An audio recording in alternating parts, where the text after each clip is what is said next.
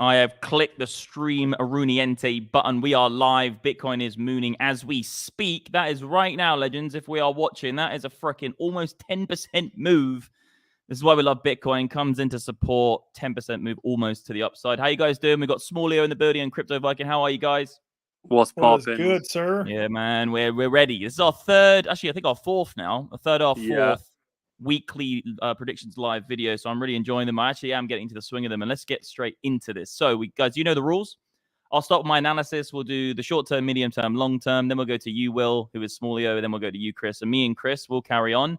And we'll talk about altcoins because obviously, legends, like we said in our previous video, CRO. I was saying to you guys yesterday, or well, not yesterday, but the other day, on the last week before I went to London, I thought CRO was going to do something nutty coming up to around the next area resistance. That's literally what we got to a T, straight up into that resistance pocket. But I'm not going to go into that just yet. We'll start with the itty bitty, guys. Last week, it was Saturday. It was my birthday, and I went out and got my phone stolen by a pickpocket. I don't know what's going on. I can hear some feedback. Maybe I'll just mute you, Small Leo. Sorry, sir. A little bit of feedback there. But yeah, no, so guys, I lost my phone. I went out for my birthday on Saturday in London. Don't go to London, it's shit. My phone got stolen. I got pickpocketed in the shop. That's why we didn't do this video on Monday, because I couldn't even get into YouTube because I didn't have a mobile phone. Well, you forget. We always forget, legends. When you lose a mobile phone out of nowhere, you forget how much you really rely on them. It's unbelievable how much you rely on these mobile devices. We need to have some sort of Neuralink shit. You can't just lose your phone and lose access to like online banking and YouTube and fucking messaging and WhatsApp. Anyway, I'm not going to blast on about it because it's been hectic for me, but I'm back. We're ready. We'll get into the charts. Okay, so guys, let's go through a few things on our last video. So, really what we were saying in our last week was around here. I think we were kind of like in the mid-range. I can't really remember. And we had that next move up, guys, to around 40,000. So I was saying, I did a few tweets about it. I was saying on the previous stream, I do think between 40 and 42K will be the next major resistance. And then Will, actually, you were the one who was calling this. Will caught a nice short back down. We came to 38K, which isn't exactly 40, but it's close enough in terms of the move to the upside. We did have a little bit of resistance, but now this shot off here, guys, coming to support. If we can continually hold above this region here, guys, this range we're in before, I would just call this a retest of the top side of the range we had before, built along here, coming along the side. Then we had the breakout of it, and then back through. Sorry, legends, if I'm a bit rusty. I still feel a bit hungover. I did literally drink 2 bottles of Jameson's whiskey on Saturday, and I'm old now, so I'm still feeling it a little bit, But I'm back. So yeah, guys, we had a nice little bit of support here coming into for Bitcoin. I would say quite, if you put a gun to bed and said, what do you think is going to happen now?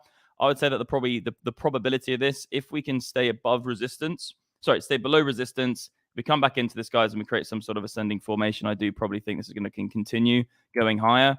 Again, there's nothing, a lot of guys are saying, let's get into shorts. Let's try and short this on the way back down. There's just nothing on this chart which is spelling out to me that you should be looking for shorts just yet. This move to the downside was a first initial crack for you to say, okay, maybe the momentum or maybe the behavior of the market's changing in terms of sellers taking over. But if this had to come up to here and then made a lower high, then you've got some grounds to say, okay, well, maybe we're losing a little bit of momentum, then a lower low and then a lower high, and then it could cause some sort of, let's just say this is the support region it found on, then you have the lower side here as well. If it comes into that, then you have some sort of descending formation, which could actually identify a little bit of weakness. But looking at what Bitcoin did at support, the logical place to buy was this wick here, which is the start in terms of the flush up, hits resistance, hits it as resistance multiple times, deviation, breaks above it. What was resistance acts as support. So you can see it came to support beautifully, actually, to the wick on that, and then shot off it like a rocket ship. And to be honest, with these fast injective moves, that to me, it's just strength. It's just everyone's just trying to pile in at any opportunity when it drops. And then what you have to wait for, okay, look, technically speaking, the high isn't broken just yet. If it goes all the way through, then it's it's said and done. Then it's a deviation. We'll probably continue. But yeah, right now, if we see it as resistance again, I would say on the short term, guys, I'm starting short term, medium term, long term. I would say the probability is it comes back in. Then you're looking for that higher low scenario, and then guys, whatever's going to happen is what is going to happen. But if we do get some sort of ascending formation up here, you're looking for higher targets, guys, up to that $40,000 and then up to 41 or 42,000. So it's looking really good right now, guys, for Bitcoin. It's long until proven otherwise. Also, long to short ratio has gone a little bit. Okay, so we've had a few. Obviously, we're looking at Binance. So if you look on this screen, guys, where my mouse is, the big mouse. This is identifying what retail traders are doing on Binance. So right now, guys, 43% of the market is actually short. So there has been a rearrangement. You know, the market was more long, actually. Actually, sorry, the market was about 60% short, sorry, on the way up. That was a lot of fuel to go up. Now we are actually seeing the longs beginning to pile in, okay, which is a good sign, because if we see the market beginning to get more and more long as we rise, then actually, you know, the priority could be to the downside, actually. Because if everyone's getting long, let's just say that there's an incentive for the price to go against those longs, especially retail traders. So right now we are seeing that happening. I wanted to mention as well the commitment of traders. Let me go through a few things. I won't go through Avalanche yet. That's an altcoin I want to do. I posted a tweet, guys. If you actually want to quickly go over to my Twitter, this tweet here, I did say that I want to go through altcoins in this video. Loads of altcoins, lots of different alts. They're actually going completely crazy right now. Mini alt season, I would say. Go to this tweet, guys, and post your altcoin, because me and Chris are going to go through this. I'm actually going to click on some of these. I've got Hex and Hex. Okay. Right, that's the first altcoin from the community. Okay, Hex, Legends, come on. We'll go through this, guys, and we'll look at all the altcoins, please. And now everyone's going to go back to Hex anyway, but check it out, guys. Go to this tweet. And also, I wanted to mention as well, you know, this is long until proven otherwise. You've got to look at the MDX Trading Bot, guys. So this is the MDX Trading Bot. We launched it on Bingx like less than a week ago, I think, maybe a week and a half ago now. It was before I went to London. And guys, people are already churning massive gains from this. 1.3K, $443. It's 1.9. So, like, you know, this is actually quite surprising to me, guys, the MDX Trading Bot to be this profitable this quickly. It's actually a medium to long-term swing bot. And this is, for me, is saying, okay, look, the market is beginning to really it's beginning to get spicy faster than I thought. This usually makes your gains a month or 2 or 6 months down the line. To see people making this much money off the MDX Trading Bot this quickly is pretty phenomenal, actually. So, guys, link is in description. Use Bingx. They are our bot partner. The MDX Trading Bot is on Bingx. It is also on Bybit as well. But Bybit, you have to have a KYC. So it's not as flexible. So I'd say, guys, links in description, guys. Bingx and Bybit. Sign up to them. Use my link and you will get access to the MDX Trading Bot. You need to use the specific links because we have got it on private settings so we can monitor the amount of users, okay? So where am I? Okay, so commitment of traders. I won't go into, where are they? Where are the commitment of traders? There we go. So the dealers is quite interesting. You know, I've said from the beginning, guys, that I don't think Bitcoin breaks its all-time high this year. I'm going medium term now on you. So medium term, I don't think Bitcoin's going to break its all-time high this year. I think it's the beginning of next year into the middle of next year, actually, we'll probably break the all-time high. But this is something which is kind of giving more confidence about that call. The Chicago Mercantile, the dealers on the CME group, essentially, the dealers who work there, these are the liquidity providers for Chicago Mercantile Exchange. They're actually increasing shorts like crazy right now. This is back. This is not 100% yesterday's data or last Friday's data. It's actually back about a week. So it's late, but the trend is up for shorts. They're increasing shorts massively. The asset managers haven't really been increasing longs that much. Okay, to be fair, it is inversely correlated. The asset managers have completely got rid of their spread. They've completely got rid of their shorts. So, you know, the dealers are doing their job. You know, they're supposed to fill either side of the books. But we do know the dealers in history have taken directional trades as well. They're not always just playing the market maker. They are actually looking to make money as well as a dealer or as a liquidity provider. So I would say that it's unlikely that Bitcoin is going to shoot to the ultimate moon and be, let's say, 48 and higher with the dealers this short. Yes, they can get it wrong. You know, these guys aren't fucking God or the Messiah, but I would say that it's unlikely. So I'd say that the medium term, I don't think we're going to get above 48K and sustain it. I think actually I already did a tweet the other day. You guys can go back on my Twitter. I said it's probably 42, between 41 and 42, maybe 48 if we do see a lot of shorts. That's not happening right now. We've actually got more longs coming in. So if we see the shorts piling in, I do think maybe we can get to 48,000. I don't think we're going to get above 48K sustained and actually go up for the new bull market. I'm talking blue sky breakout, blue market, the actual expansion, the real expansion when it's blue sky breakout. That's not happening this year, in my opinion. So I'd say that it's probably between 41 and 42 or 48 for the main resistance coming back down, see on the flippers, and then we probably have a significant pullback. Having said that, CBBI, if we want to go long term, this is bottom, legends. There is, I will personally, I have a wine glass here. I will eat this wine glass if the CBBI goes below 1. We went to fucking, what did we go to? We went to The low there was what? Okay, 3. I'm gonna put my neck out here. If the CBI goes below 3 this year, I will eat that fucking glass. It's never going to happen. If it does happen, I will eat that glass. That's how confident I am. The CBI is bottomed. I am shorting it so much right now. We're gonna get hopefully the biggest fucking market makers in the industry don't hear what I just said, because they might just go and fucking dump on me. But it's not going to go below that. It's very unlikely this year anyway. So this is, in my opinion, means that this is the beginning of the next bull market for the long term. It's likely going to be sideways into halving next year, and then between 48 and 38, I would say between 48 and 30k sideways through, and then into the new bull market next year. I managed to get my section out of the way. I'm feeling it, Legends. Like, you probably don't notice it, but big birthday weekend, lost my phone, been traveling around. I feel like fucking hell, that was crazy. But I'm going to tag in the legend himself. Okay, we're going to tag in my next guy. Smallio, what are you looking at, brother? I've actually got one of your charts, which you posted in Discord, which is our VIP traders group. So, guys, just quickly shill MDX Algo. MDX Algo, this is the dashboard. You can see it here. You can get all these metrics for free. Just go to mdxalgo.com/dashboard. And Will is one of our professional pro traders, been trading for probably longer than a decade, like me. And he actually posted this scenario, which, this upside scenario has absolutely happened to a T. And all the posts in our pro signals group come from Will, come from Chris, come from me. So, Willie boy, take it. Willie Poo again. Here we go, legend. Take it away, man. What are you thinking about this?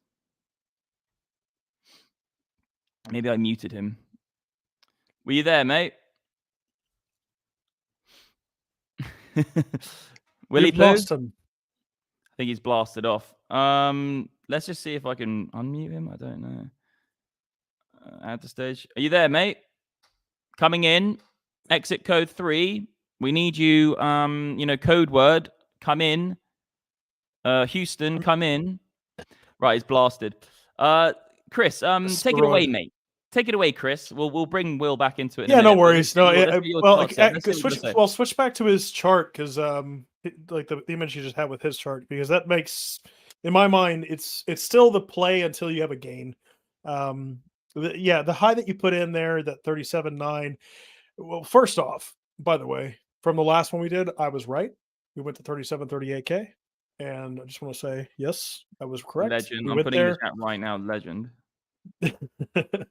But so we have that big structure there. For me, in my head, 37.5 is the big structure that needs to be gained for upside continuation.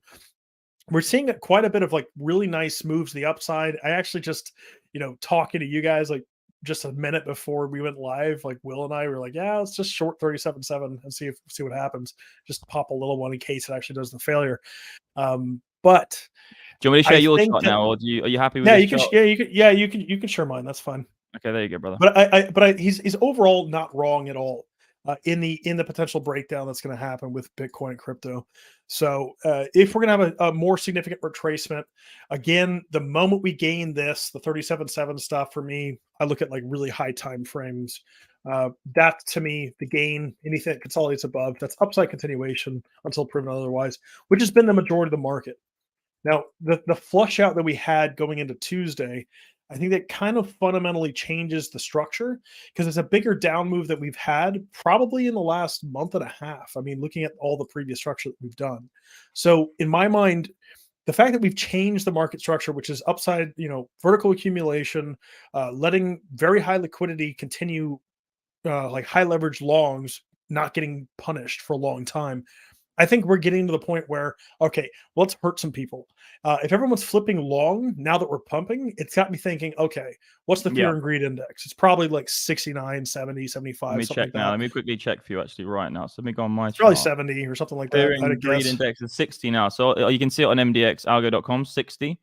So yeah, exactly what you said. Longs are piling in, fear and greed's going up. Let me just tap you back in, legend. Yeah, so that makes perfect sense in my head. It's like, okay, people are like, okay, we've psychologically destroyed short traders, bearish traders, right? They're just like, I can't make any money, I'm losing everything, blah, I'm just gonna flip short. And now they're in the downward spiral of, well, if you break them, they're gonna start trying to long. They start long in the top. Exactly, Yeah. exactly. And that's the, like, market psychology. Like, there's a lot of really good books out there about it, but that's a real thing, dude. You look about market structure, and like when you can actually start seeing points, or when people's brains just melt and they start losing structure. But at the end of the day, that's what I'm looking at. As long as we're not gaining this, it's why I just said, like, we took a little short here, see if we can get something out of it, build it up higher. The only thing that matters in my mind is the higher time frame hold at 35K. I cannot stress enough, like, 35K is the monthly support that was created in the 2021 cycle. So the fact that we're already up there again, that to me says if we get back below that, it's likely done, and we have a bit of a deeper retracement. We sweep all this high leverage liquidity, which actually I can show real quick. Yeah, go for it. Let me Yeah, so let me show some of the liquidity stuff. So we talked about this potential movement. The big thing that I look at when I'm looking at liquidity, especially in market structure, is that, right, if we hold 35K, that's like the line in the sand. If we lose that, just like we did here, and this is like in the newsletter that went out Monday, if we lose the level at 36.4, we're going to 35K. There's nothing else to do except sweep it.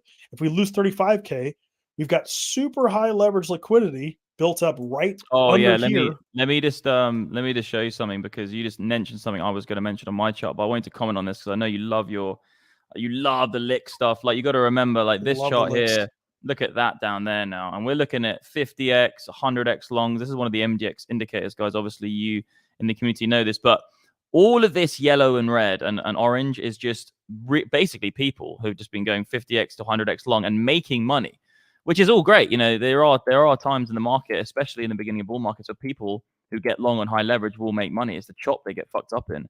But let's be real here. If we start coming up, let's just say we come down, we get a higher low from here, we get an ascending formation, we break out of an ascending formation like this to maybe 42.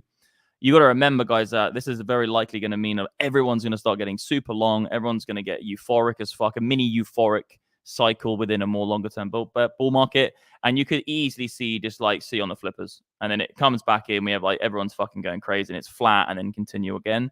So let's not rule any of this shit out. And that's why I'm looking at between 40 and 42 to get that. It could happen now. I would just say it's less likely looking at that aggressively to the upside, because technically speaking, on the lower time frames, there is a slightly lower high here. But I will not steal the show from you, sir. I will bring you back in. No. I agree with you completely. And that is technically the break that we had, some break of structure. Like, we did have lower high failures. We did have a retest of like the macro level to hold. So it's very simple. We either gain this right now, or this is wrecked, and now we run all of this major local long stop liquidity. losses, licks. Oof. Yeah. Yeah, it's going to be rough. That's a couple hundred. I'm probably assuming that's a couple $100 million. Just if this was like, what, I don't know what it was. Somebody said it was 80 or 100, but that's a lot. The majority of the market liquidity is under 30K. If you're talking about like overall market liquidity, because we had this giant move up. So I think that it's upside. I mean, if we do start with the retracement here, that's fine. If we have the breakout sideways consolidation, and then we, have little dip failures that start breaking down, that's essentially what we expect.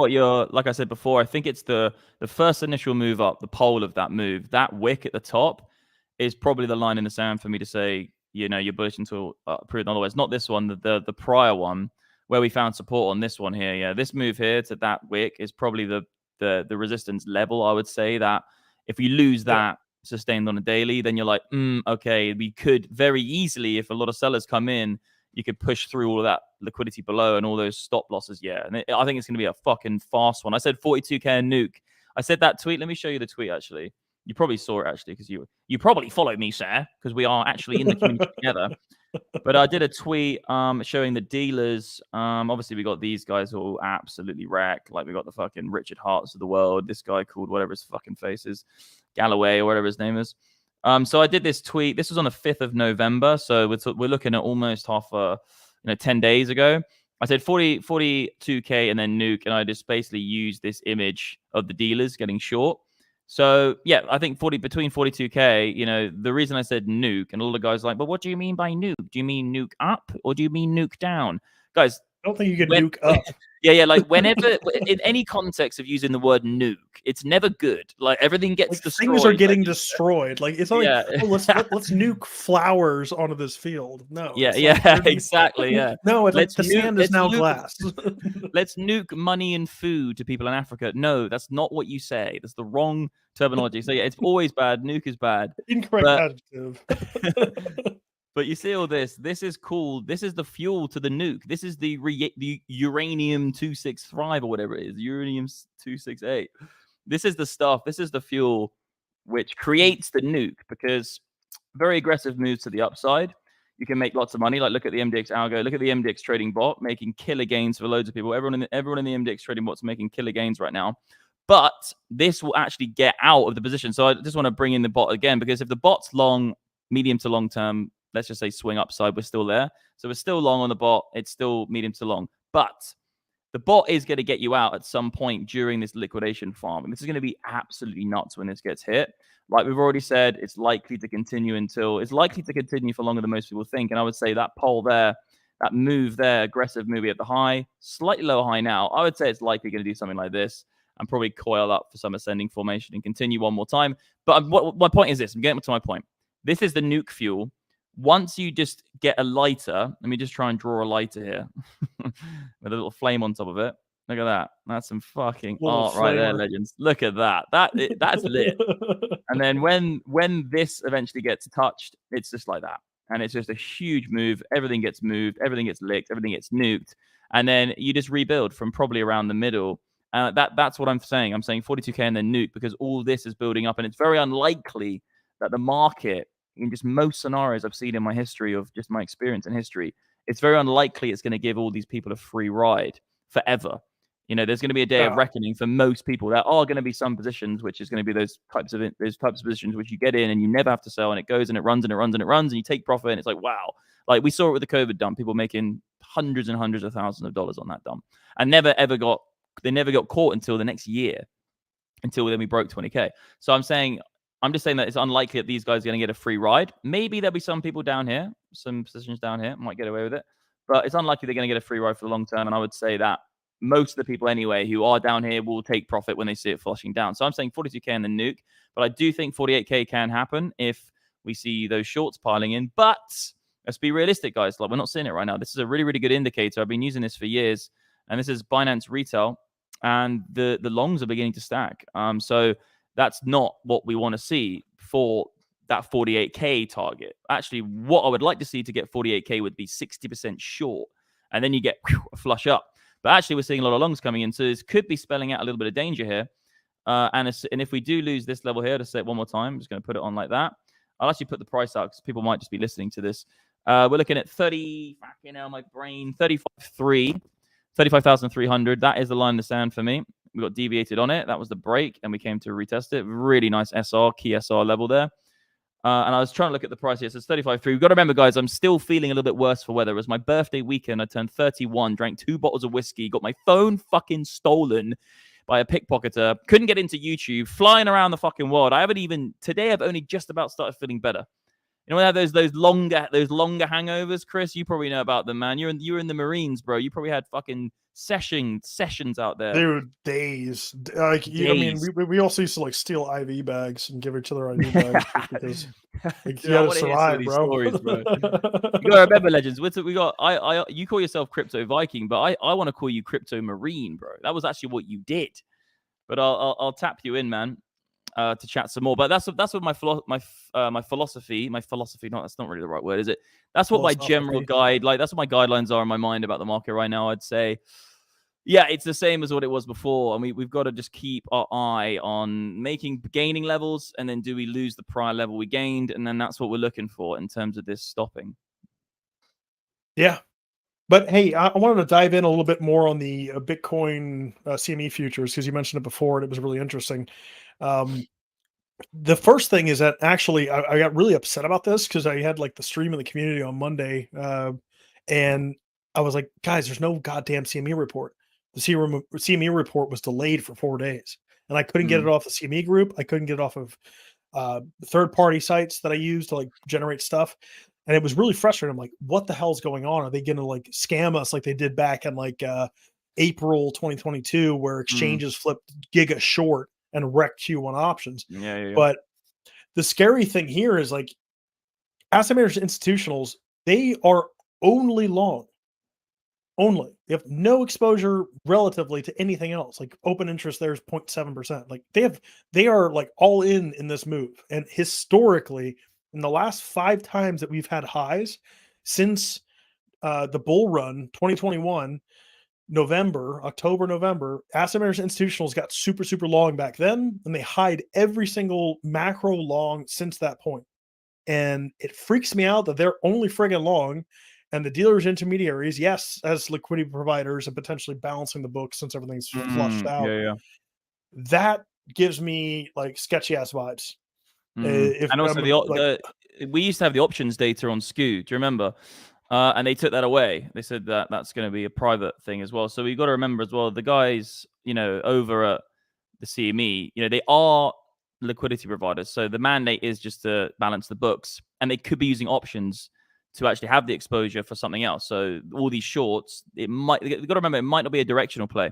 I just don't think it's likely that you go into a significant upside move, like we're talking 48K and higher and into the next bull market, and they just hold that exposure the whole time. I just think that they will play a directional trade for the long side for specifically Bitcoin.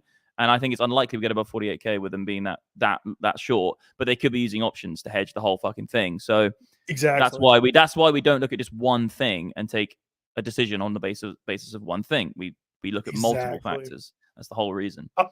100%. So, I mean, looking at it now, the fact that we do have some CME gap or several CME gaps below us, I'd say the likelihood is that we start failing and actually breaking more structure locally. Which, yeah, the move up's been strong and good and great and whatever. But if we actually start breaking structure, like we're going to fill the gap at 34K. That sweeps a shit ton of liquidity. We'll probably do it in like one fell swoop. And the only thing that gives me gap we're looking at. Let me have a look at that gap. Yeah, because I just want to mention something about the gap. Everybody's listening. There are CME gaps which have not been filled in the past. And the only time CME gaps haven't been filled, a very high probability to get filled, is at the beginning of new bull markets.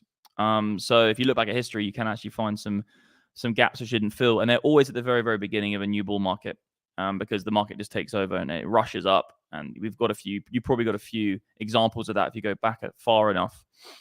These ones, I mean, we've got gaps down. We've got gaps down to 20K. Like these definitely the massive gap. These definitely could be the ones which don't fill. That is prime for not filling. For sure. That if there's a CME gap which isn't going to fill, it's that one there, that 20K one. I don't really look at it that much because it doesn't really give me anything. But I would say that it is, like you said, I would say it's an indication of something. But I would say that could not get filled for sure. Yeah, but interesting thing as well. I don't know if you read into it, but the CBOE is actually going to list Bitcoin and Ethereum futures on the 11th of January. Yeah. So we talking spot? No, futures. Okay, futures. Yeah. Well, what do we know about like the Chicago Board Options Exchange? What do we know about what happened with the CME back in 2017? Nuke it. I mean, it wasn't directly correlated. I actually read a couple research papers about it that actually explained like it was just exacerbated like the total failure, right? But yeah, so you're talking about at 20K. You're talking about at 20K. That's when basically 19,500 the Bitcoin futures non-spot. Just to get that completely, that's when the market dumped. I actually don't think there was much correlation, but I did see that in that speculation. No, it wasn't like a direct correlation, but there was some influence, and I think it exacerbated the down move for sure. But like the problem is if like that the CBOE listing Bitcoin and Ethereum futures, I mean, that doesn't mean that the market's going to go up. That means that institutions have the ability to short shit. Just saying, and have really good. That's what I'm saying. Big money has access to short things. Futures is literally just trying. Essentially, what it is trying to lock in a gain or a loss into the future without having to allow the market to change over a specific time period. When we have perpetual futures with ones which came out on Bitcoin, it just allows the market to have more products around it to, get access to, saying, I think the price is going to be here at this point in the future, so can I try and get that price now? And then with the spot, though, the exciting thing with spot, we talk about it a lot, but the exciting thing with spot is that essentially there has to be some bought Bitcoin on some level for them to offer that product. But with futures, they don't have to buy any Bitcoin. You can fucking short the thing. And yes, you might be forced to buy it if the market goes against you, but you can also make a lot of money on the downside. So to be honest, like the whole thing, like, we've been in crypto for a while, and I know like everyone's been talking about ETFs and futures all of this time, right? And then the Canadian one came out as well. There was a bit of a change, but not much. It's all a bit, again, not quantifiable information. The only thing I say, and I don't care about the day, fucking whatever it is. I don't care what day the ETF comes out, whether it's going to be done with Gensler coming out and saying they're all open at the same time. I don't actually give a fuck. All I care about is that if that happens long term, this is great for the industry. Amazing. There's more people who can buy Bitcoin who are institution. But right now, what we're getting is, and I said this on the 3rd of November. Let's have a quick look. I'm not going to bore you to death scrolling through Twitter. But I said this a while ago on Twitter, and I was saying that it's a sell the news event way before anyone even had it in their minds. I was saying that it's right now. I don't know, pull back the amount of institution. No, this is all me just blabbering on about fucking crypto influencers. But I did a tweet basically, and I said, let me find it. Watch the entire video. Anyway, basically what it was, I said this a while ago, guys. This is not like something which was no one was talking about this. I was saying this move up now is likely the buy the rumor happening. And when the ETF comes out, we'll probably be at 42 or 48, maybe. Might even be higher. But that's when everyone's going to fucking nuke. And I think I'm trying to find it. Let me just, I'll let you take the charts. But anyway, it's somewhere around here. If someone can find it and post it, let me give you the charts back and I'll just find it on Twitter. All right. Here we go. Yeah, I literally just fucking found it. God damn it, sir. So this, I said this. This is on, what's the date on this? 24th of October. So this is before anyone was thinking about this whole fucking thing. They're like, oh yeah, Bitcoin is going up because everyone's broken out of support. No.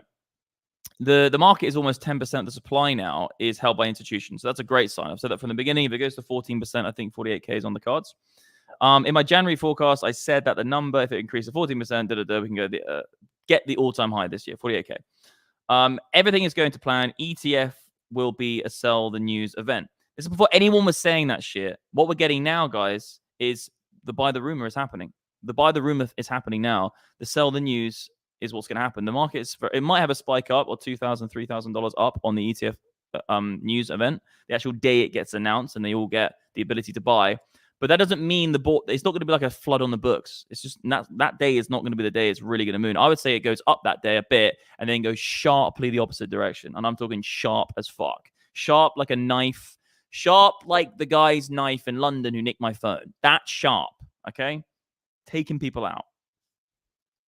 Well, anyway, hey, let's look at some alts. Yeah, let's look at some alts, man. What do you want to start with? Because, okay, guys, in the chat, we already got some. We got some already, remember? Let me see. Oh, yeah, well, I'm going to go in the chat right now and say slam some alts in. But also what I'm going to do is go over to my Twitter account real quick and just be fair to the people who commented on this tweet, because I did say I'd have a look through it. So if you see anything you fancy here, Chrissy boy. So we've got Million, we've got CAS, XRP, we've got Sonic. Yeah, that's a big one for me too. CAS, Hex is a scam, but we can look at it. Grok apparently was mooning earlier. SMT, 100%. I'm in like SMT is nice. We got Injet, Bet, Propsy. But guys, let me start it nice and simple. Let me start it nice and simple for you, legends. All right. Obviously, we spoke about this at the very beginning of the video. So Solana, absolutely mooning. Let's have a look at that. Beautiful move from Solana. Really, really is. Solana was one of the altcoins that I bought basically a shit ton of ADA. I bought a shit ton of Solana and a shit ton of Doge when we had the FTX collapse. When this move happened, do any calculation on any market and go back as long as you want. If something moves down 40 to 50% in less than a week, do a calculation on what's the probability of you being in profit in 6 months. You'll really like those numbers. So yeah, FTX happened. I was buying Solana quite crazy down here. I also bought a lot of ADA down here as well. So this is not like me trading or anything. It's just me being happy that my investment in this is going well. We've nailed through this resistance. This resistance has gone as well. That should really be on there, but actually it's been, the resistance zone is already on there now from the auto charting tools. You can see here, guys, that all these levels you see are automatically plotted on the screen for you with the MDX auto charting tools, which I do love. So, guys, really, that what you can't really get into position now. I would say that this could be on the lower time frames. This might actually be that kind of like the higher high going into this. And maybe you do get a pullback off this, okay? If it can't hold above here, you can see every single time, guys, it's made these moves. It's made a move, broken the high decisively. It's made a move, it's broken the high decisively. It's made a move. If it doesn't break this high decisively, and you can see it's getting more vertical every single time, so you can see it's a parabola. So, if you want to do parabola type style trading where you look at, momentum beginning to slow down, you could say this is getting pretty sharp now, okay? So it's getting quite aggressive to the upside. You can see it's actually getting sharper every time, pretty relaxed. And it's what I'm trying to articulate here to you is that the momentum is a parabola means that it's exponentially growing, but it's not going to be, it's not consistent. It's not a sustainable move. It's not sustainable. Parabolic moves are not sustainable. It's not because sustainable. What they're creating, what they're creating beneath it. And one of the cool things used there is the MDVD, the multi-dimensional volume delta. I'll bring that up for you in a sec. But yeah, it's you're creating market inefficiencies. So when you have extremely sharp, expansive moves, ups or retractions to the downside, you create these pockets where orders are skipped. So like normally when stuff is going sideways, gaining and losing levels, people are doing all types of things. They're entering positions, exiting, they're getting liquidated, they're getting stopped out, they're taking profit. So all these things are happening in high volume areas. But low volume areas, those are areas where price tends to move very quickly through, especially on a retracement, because there's no orders and stop losses and all these things to trigger market movements. Yeah. Thank you, my friend. But yeah, let me just make this point on this one, then we'll go to another altcoin. So what I'm saying is that it's a parabola. It's getting more aggressive on the upside. So if you're looking for a position to get into, if this is weak and it only breaks its high by this much, let's just say that is the only amount. This is the top. It can't break, and it's only done that much of a move from its prior high. From this high, it's a significant amount of distance, okay? From this high, it's a significant amount of difference. So it's consistently growing up, growing higher every single time. But if we do see potentially a double top formation where this moves very, very rapidly, and then breaks its prior high as a deviation, comes back into it, and draws some stuff like this, then actually it could be getting weaker. And Solana, I would say you're looking to buy around $47. I would buy Solana at 47. You can see here very, very clearly actually that on this trade, significant resistance again. If it comes in again, I'm looking to buy 47. Back up. If it breaks that, it could come much lower actually. But I would say that the momentum is pretty good for Solana. This level, I do think will get tested again. I do think 47 will get tested again, though. I just said it could be quite aggressive now. And I reckon we're looking at this level and this level going up higher on Solana. We're looking at, let me get the numbers for you, 94 and 70. Next area of resistance. And if you want to be very, very nice, I would say that if you did want to get into a buy, and this does eventually slow down, which it will, I would say that it's between 47 and also here as well. There could maybe be a 32 trade. It wouldn't surprise me again to see Solana come in and then continue from there. It's not going to go forever. There is going to be a day of reckoning. It's going to come back. So Solana, obviously my moon bags, buying investment is looking great right now. But I do think a lot of the moon boys will, if you're not in, you will get another opportunity. If you're not in, if you look at any scenario in Solana, it's usually come back to, like, let's just go back here. Like it moons, it comes back. It moons, it comes back. It moons, it comes back. So this is quite likely what we're going to get, actually, I think. Something like this, spelled out in history. We have this nice move off it, and it's going to come back and then likely do something in the middle to the side. I think that's what we're going to get here on Solana. And then look at fucking CRO. God damn it. We were calling this for days, weren't we, Chrissy boy? Saying that we're likely going to come up to around here. Absolutely monumental move, to be honest, especially with the gains. I think we're looking at about 200%. Yeah, almost 200%, 160. And I think this is a really, really good move from some the Kronos. They call it Kronos now. Makes it sound like fucking coronavirus.com or some shit. Dude, you know how long I've been in this project? Back when it was like MCO. Oh, of course, yeah. Yeah, I remember, yeah. Mate, yeah, I remember, yeah, 100%. I was buying it. I was buying it on this first pump. And then they did the merge and pissed everybody off. Remember the MCO into CRO merge? Everyone got so angry about that. Oh, they were the days, man. Me and you've been, I don't know. You were one of the first guys who we started trading crypto, man, back in 2018, maybe 2017. I bought my first Bitcoin in 2016 and then started trading it actively 2017 after, me and you a similar background in the FX and stocks and share space. But what odds you got for me, brother? What odds you got for me? Well, I got a couple interesting ones. I got a little list actually, a little interesting list. Let's one go that I through want to them look and I'll at. comment.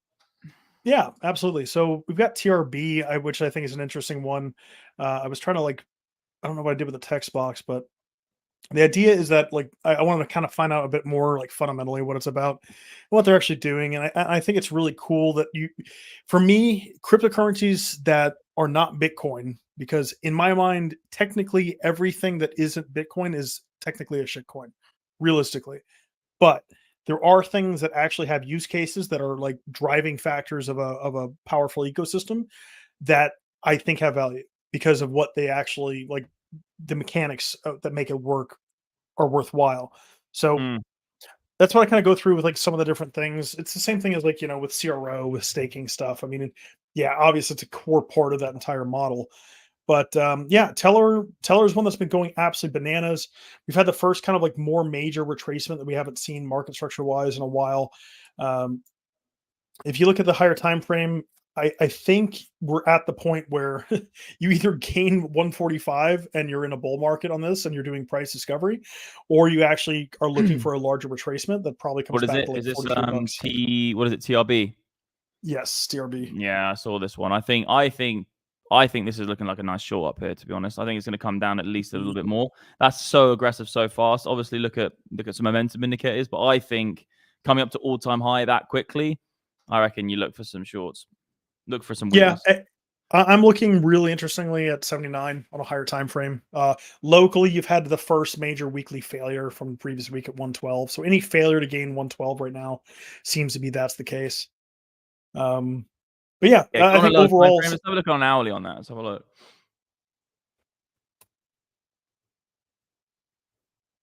You got some round bottom stuff going on lower time frame to come up and retest things. I mean, it pretty much just nuked off a cliff, but yeah, that was all-time high levels, wasn't it? I think you could be looking, if this comes up if you do a Fibonacci retracement, but from the high to the low, if it goes to the 618 or 786 and fails, there could be a short there on this for sure. Yeah, so somewhere, I just eyeballing it somewhere around about 69% of the way up, and that's a good number. Yeah, I think it's realistic, but again, we're looking for that continuation. For me, my cutoff 79. If we start losing that, you're probably getting some really nasty stuff. Everyone's blasting in Kaz, PLSX. Yeah, Kaz the other one that I've been keeping an eye on, and this is one I've got a really good fib pull on that I've been playing, and I mentioned this earlier today. Is I'm taking profit on some Kaz right now just because we've hit major Fibonacci levels. There we go. So that's what Kaz is. I think it's really cool. I think that the expansion out of it, the model that I'm looking for when I'm looking for alts to trade right now is I want to see things that did what Link did, right? I want to see that sideways accumulation for 18 months of grindy, nasty sideways, which was actually really awesome as a range trade. So yeah, most crypto guys can't handle it. I could range. I'm more of a swing guy. I do think there's more money to be made in swing, just from my experience. But there is a time and a place for range. But let's so let me just ask you a question as well about this Kaz trade. So, what was my question? I just had it on top of my tongue. Let me just have a look at the chat. I literally read a fucking. Oh yeah, sorry.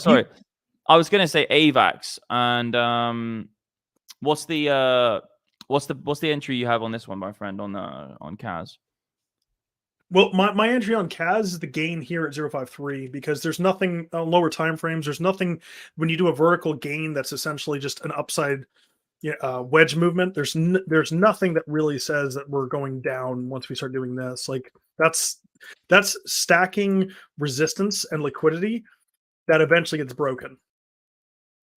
I mean, the more and that's the misnomer that most people have is if you go on a daily, are you on a daily at the moment?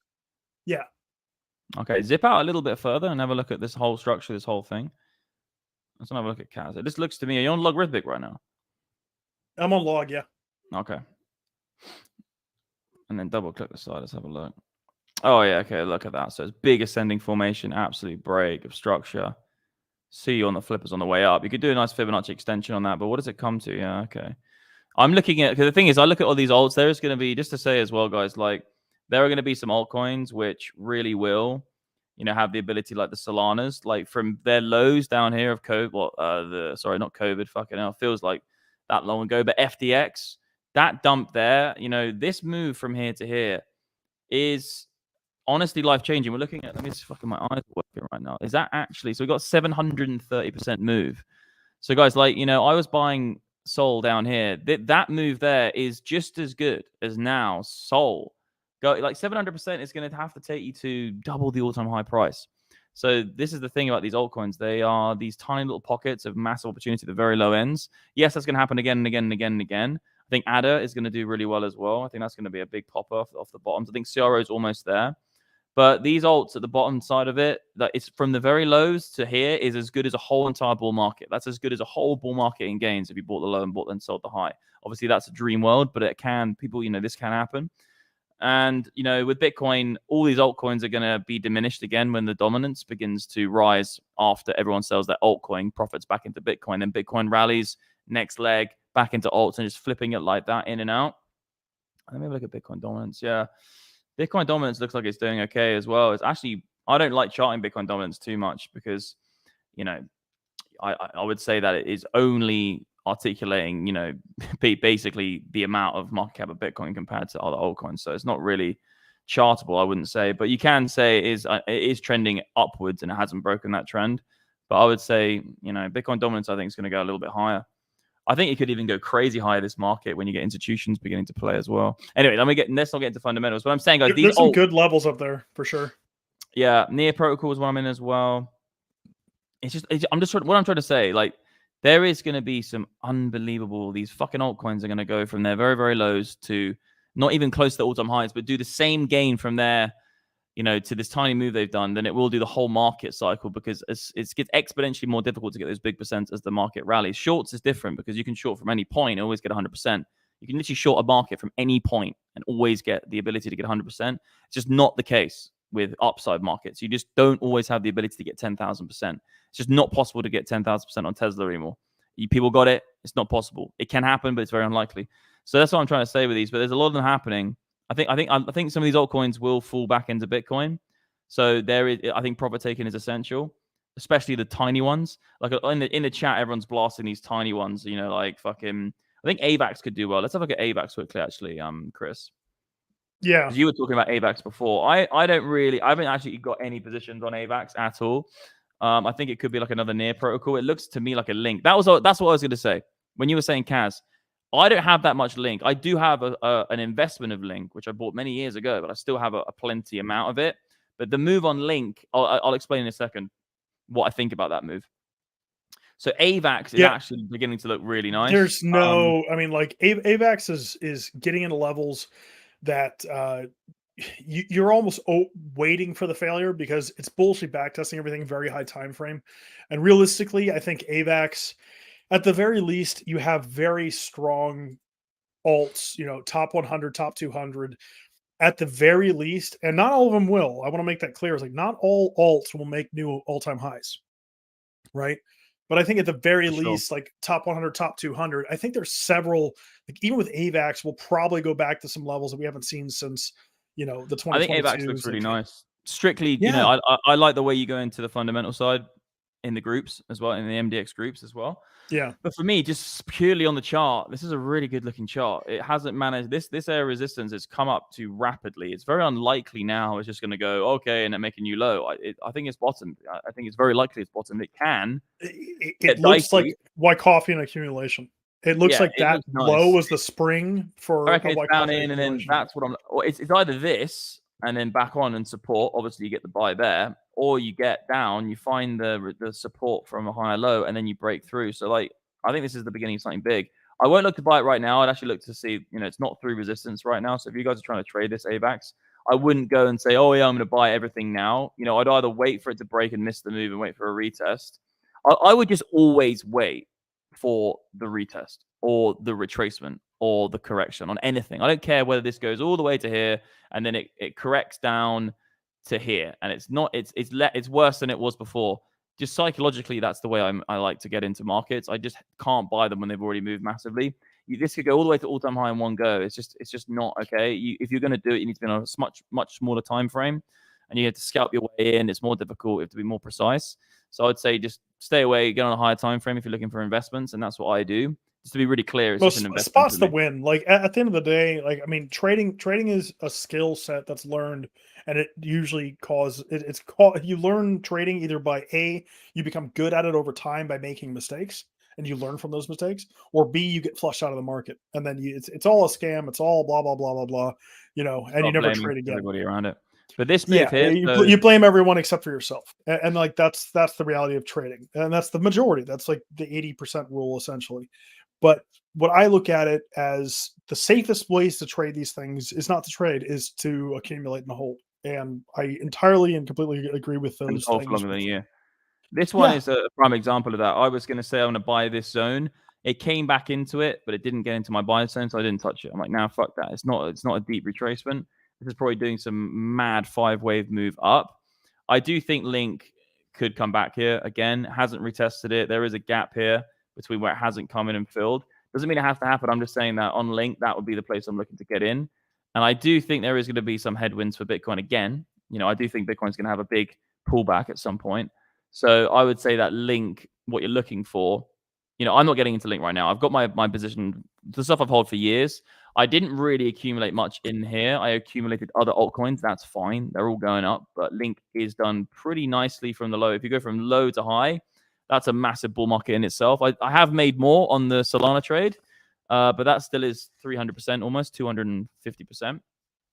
So with the Solana side, you know, that's already done 730 times from when I bought down at when the crash of FDX happened. And I did that publicly. I said publicly, right now I'm buying altcoins after the FDX collapse, whilst everybody else was saying I'm selling because we're going to 10K. I was actively saying I'm buying shitloads of altcoins right now. It was the capitulation. Yeah, exactly. It's the best time to buy. You were the same in the groups, and so was Will. We were all looking. This is the bottom. This is the marker of it.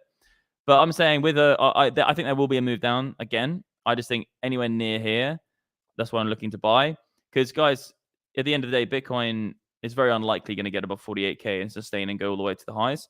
It can happen, but I think it's unlikely. And what I'm betting on is that, you know, like I said before, Bitcoin, I think is between 41 and 42 or 48 if shorts begin to stack. Hasn't happened yet. Actually, longs are beginning to stack. But I would say Bitcoin's probably going to get something like that, okay? And it's going to be fucking mental, aggressive. It's going to happen in a quick period of time. And it's just because when you look at these, like we said at the beginning of the video, Chris, when you look at these freaking liquidation levels, let me find the right chart. I think it was on the hourly we're looking at them on. It's just an absolute huge cluster of liquidation levels. Actually, let's go on the 4-hour. So we obviously got all our levels plotted here, but wait for this to load. This indicator we have here is the liquidations indicator. And it takes a while to load because it's actually aggregating so much data into onto the chart. But you can see, guys, that this is a lot of fuel. This is nuclear fuel. This is uranium-235 or whatever that's fucking called. This will get tapped eventually, and it's going to be fast, okay? Not going to happen yet. I said 42 or higher. We're going to get it, but we're going to get a big nuke. But I'm going back to Bitcoin. So let's have a look at some more altcoins. What altcoins you got for us, brother? Let's not do long term yet. Let's do a few more altcoins, then we'll do jabber jabber. Jabber jabber. Yeah, then we'll just jabber it on the old fucking long term. Let's have a look. Another one that I've been talking about, I've been yelling about this thing for a couple of weeks, is like DYDX. DYDX, and let me just zoom out and go to the higher time frame to look at the weekly. It's doing a link and a half. It's going exactly where it's supposed to. It's going to its macro support from the lows from last year. So almost, what is that, 20-month lows? Something like that. DYDX, it's DeFi exchange. It's powerful. Oh, yeah, I know this is one. Strong. I bought a bag of this, actually. Yeah, so to understand these things, like there's a bit of, and like you mentioned it perfectly. It's like I look at investment as it's a difference between a trade and an investment. Is for me, it's a time frame. And usually anything over about 6 months or higher for me, I look at it as an investment, right? And I think true DeFi is a hard thing to come by. And I think at the end of the day, the DEXs are going to have their day in the sun. Yep. All of them are. And because I agree people are with you, going my to be tired of friend. it. I agree with you, and you know why? Because I actually built my own DEX, Alpha.exchange. Yep. I actually did invest in a whole load of a whole plethora of DEXs actually, because I do think Yeah. that DEXs are the future, and I do think there is going to be a huge win for them at some point. It's not happening yet, but it will happen. So I've got I've invested in DYDX, I've just invested in Apex, I've invested in a few others, and I've also invested for in me, it was building like my own one. Uni, Sushi, all of them. Yep. Yeah, those ones as well. But my one, Alpha, if you guys go on Alpha.exchange, so the URL is Alpha.exchange. That is my DEX. I'm going to start promoting this more, but every single month we give away $1,000 to the highest volume traders. The top 3 win $1,000. And you just type in Alpha.exchange. That is my decentralized exchange. I'm the one who made it, backed it. And you can trade there by just connecting your wallet. It's doing $10 million a day volume. So it's really, really liquid. And I should promote it more, but I've just been getting back into the swing of getting to my streams. But we've got a big update coming, Alpha.exchange. Check it out. And you can win. If you get into our groups, if you go to the Telegram group, go to the description below, go to our Telegram group, my open free Telegram group. I post the winners every month. And, if you just trade on the exchange, build up some liquidity and build up some trading volume, then you will have a chance to win that $1,000. And that's with top 3 people get it. So, yeah, you segued me nicely to my own DEX, but I have invested in DYDX as well, just to hedge my bets, But it's a profitable, good, high volume exchange. I actually want to say thanks to everyone who does trade on it. You make it worth its while building it, and it's got thousands of people trading on it right now, so it's great. I mean, yeah, like I said, DEXs are great. The DEXs are only going to improve over time, and like I said, oh, by the way, when is there an alpha token? How about that? That's a good question. Oh yeah, that's a good question. I didn't. The reason I haven't done an alpha token is just because I don't want to have the whole legality side of it. I don't have the problem of people getting wrecked. I don't have the hockey stick chart. I don't have all the fucking bullshit in the chat. I would rather just why do I need a token? Do you know what I mean? Yes, to have I governance. agree. I will do one eventually because I do see a use case for it for the fee side. But I would rather make a product that people can use, which is good and usable, and have a good experience, than waste all this time building a token, get away from the fact that the product might lose on the product, and then people be all crazy about the token going up and down. I got all these mobbers like, oh yeah, but I bought it and it went down. It's like, well, so it's nothing to do with the trading experience. I want the trading experience to be good, and then we can talk about tokens, not token then trading experience. But just Exactly, and that's a perfect way to talk about other problems regarding altcoins. Is that exactly. at the end of the day, first, no at the end of the day, yeah, exactly. It's like if the token is an integral part of the entire ecosystem, like it's a requirement for it to work, then the long-term survivability of that product that project is not high. Like Pepe is not like as an example is a meme coin, right? Does it actually solve problems? Does it fix things? Is it an integral part of that entire ecosystem? It's like, no, it's a fucking meme. Like, yeah. The best part of my last couple of months have been shorting the shit out of Pepe. Let's have a look when at it listed on futures. That was probably one of the funniest moments I've ever had in my life. It's like, yep, hey guys, it's listing on futures exchanges, short it all to death. Yeah, it was nice. Up around here, I got into some really nice shorts at the top on Bybit actually. Link below to showing that, but I got into some nice shorts here as well, and everyone was it was so funny, wasn't it? I was literally, guys, like, we're going to zero. We literally went to zero. Had a nice move off the lows. What is that in terms of percent? It's gonna be a crazy percent on this. Pretty crazy. Yeah, it's only 138%. It's not massive, but I do 138%.